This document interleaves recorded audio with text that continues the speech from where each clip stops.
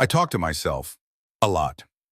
Not the quiet mumbling kind, but full-on monologues, complete with hand gestures, dramatic pauses, and imaginary applause.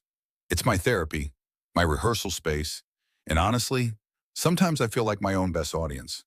That day I was pacing around the kitchen, holding a spoon like a microphone, delivering what can only be described as a courtroom-level closing argument. You think I was wrong? No, here's why you were wrong. I stabbed the air with the spoon like it was Exhibit A. I was in the zone, changing voices, acting out both sides, like a one-person Broadway show no one asked for.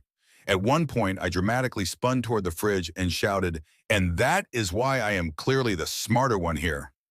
I even pointed at the fridge like it was my jury. Then, I heard it. A laugh. Not mine. Not the TV. A soft, amused chuckle. My blood ran cold.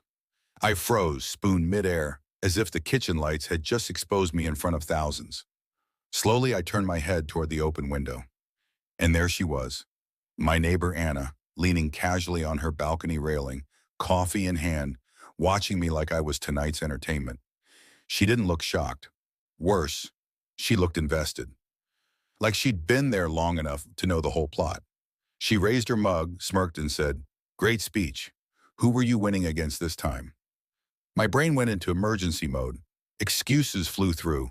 Rehearsal for a play, practicing a job interview, voice training. But all I managed to choke out was, "The spoon started it?" Anna burst out laughing, almost spilling her coffee, and just like that, my fate was sealed. I wasn't just the guy in 5B anymore. From that day forward, in her eyes, and probably the whole building's, I became the guy who argues with cutlery.